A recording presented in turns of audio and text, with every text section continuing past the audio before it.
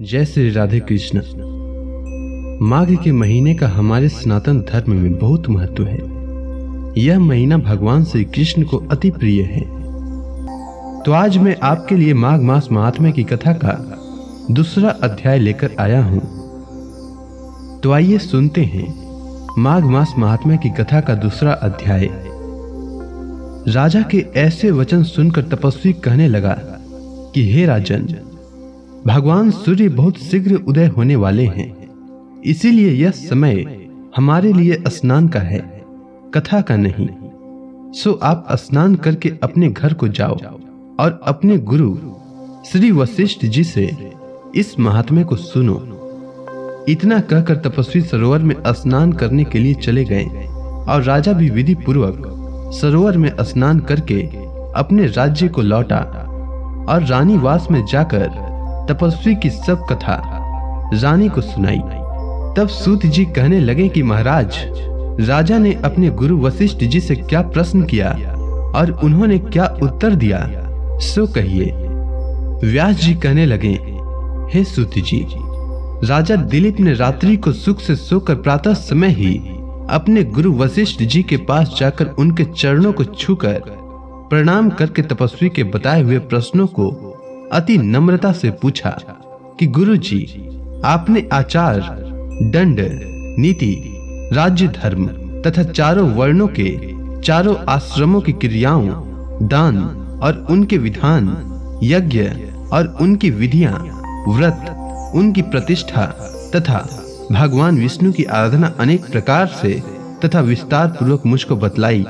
अब मैं आपसे माघ मास के स्नान के महात्म्य को सुनना चाहता हूँ। सो हे तपोधन, नियम पूर्वक इसकी विधि समझाइए। गुरु वशिष्ठ जी कहने लगे कि हे राजन, तुमने दोनों लोकों के कल्याणकारी, वनवासी तथा गृहस्थियों के अंतःकरण को पवित्र करने वाले माघ मास के स्नान का बहुत सुंदर प्रश्न पूछा है।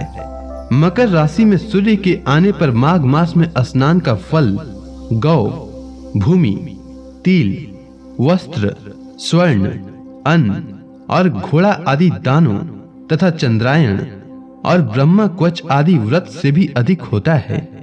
वैशाख तथा कार्तिक में जब दान तप और यज्ञ बहुत फल देने वाले हैं, परंतु माघ मास में इनका फल बहुत ही अधिक होता है। माघ में स्नान करने वाला पुरुष राजा और मुक्ति के मार्ग को जानने वाला होता है। दिव्य दृष्टि वाले महात्माओं ने कहा है कि जो मनुष्य माघ मास में सकाम या भगवान के निमित्त नियम पूर्वक माघ मास में स्नान करता है, वह अनंत फल वाला होता है। उसको शरीर की शुद्धि, प्रीति, ऐश्वर्य तथा चारों प्रकार के फलों की प्राप्ति होती है। अदिति ने 12 वर्ष तक मकर संक्रांति में अन्न त्याग कर स्नान किया। इससे तीनों लोकों को उज्जवल करने वाले 12 पुत्र उत्पन्न हुए। जो माघ मास में स्नान करते हैं तथा देवताओं के पूजन में तत्पर रहते हैं, उनको सुंदर स्थान, हाथी और घोड़ों की सवारी तथा दान को द्रव्य प्राप्त होता है। अतिथियों से उनका घर भरा रहता है और उनके घर में सदा वेद ध्वनि होती रहती है।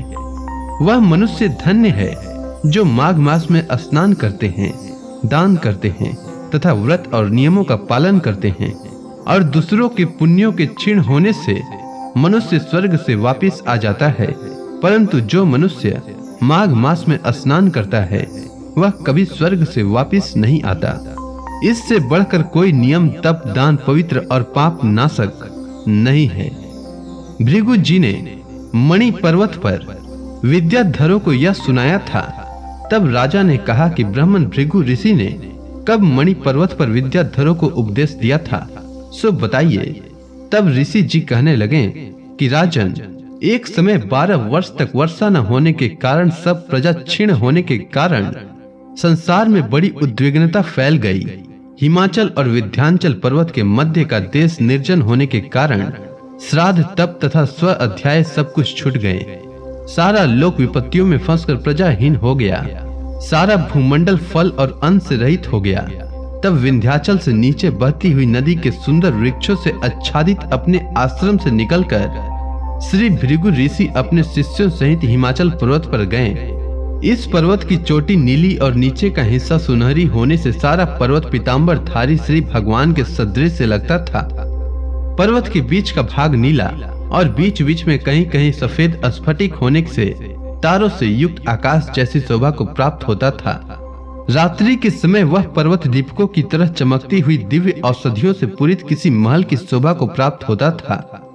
वह पर्वत शिखाओं पर बांसुरी बजाती और सुंदर गीत गाती हुई किन्नरों तथा केले के पत्तों की पताकाओं से अत्यंत शोभा को प्राप्त हो रहा था। यह पर्वत नीलम, पन्ना, पुखराज तथा इसकी चोटी से निकलती हुई रंग बिरंगी किरणों से इंद्रधनुष के समान प्रतीत होता था। स्वर्ण आदि सब धातुओं से तथा चमकते हुए रत्नों के चारों ओर फैली हुई अग्नि ज्वाला के समान शोभायमान था। इसकी कंदराओं में काम पीड़ित विद्याधारी अपने पतियों के साथ आकर रमण करती थी और गुफाओं में ऐसे ऋषि मुनि जिन्होंने संसार के सब कलेशों को जीत लिया है, रात दिन ब्रह्म का ध्यान करते हैं और कई एक हाथ में रुद्राक्ष की माला लिए हुए शिव की आराधना में लगे हुए हैं। पर्वत के नीचे भागों में जंगली हाथी अपने बच्चों के साथ खेल रहे हैं तथा कस्तूरी वाले रंग बिरंगे मृगों के झुंड इधर उधर भाग रहे हैं। यह पर्वत सदा राजहंस तथा मोरों से भरा रहता है, इसी कारण इसको हेमकुंड कहते हैं। यहाँ पर सदैव देवता और अप्सराएं निवास करते हैं। तो इसी के साथ माघ मास महात्म्य की कथा का दूसरा अध्याय समाप्त हुआ। अब आगे की कथा मैं कल लेकर आऊंगा। तब तक के लिए भगवान श्री कृष्ण का नाम लेते रहें। तो प्रेम से बोलिए भगवान श्री कृष्ण की जय, विष्णु भगवान की जय, समस्त देवी देवताओं की जय, सनातन धर्म की जय।